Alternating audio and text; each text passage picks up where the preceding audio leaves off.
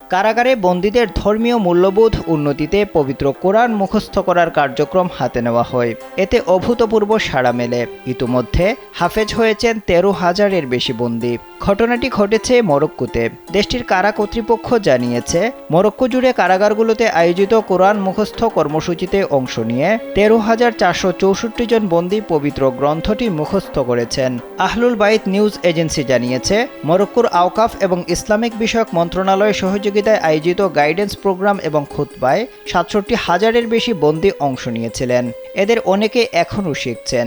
আশা করা হচ্ছে তাদের মধ্যেও অনেকেই হাফেজ হবেন।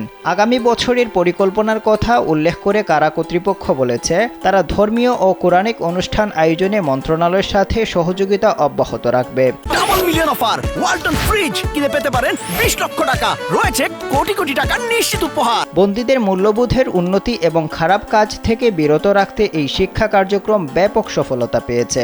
2025 সালে কারাগারে কোরআন মুখস্থ কার্যক্রম পরিচালনাকারী প্রতিষ্ঠানের সংখ্যা বৃদ্ধি পাবে। মরক্কো জুড়ে কারাগারে ইসলামী নির্দেশনা প্রচারের প্রচেষ্টা চালিয়ে যাওয়ার অঙ্গীকার করেছে কারা কর্তৃপক্ষ।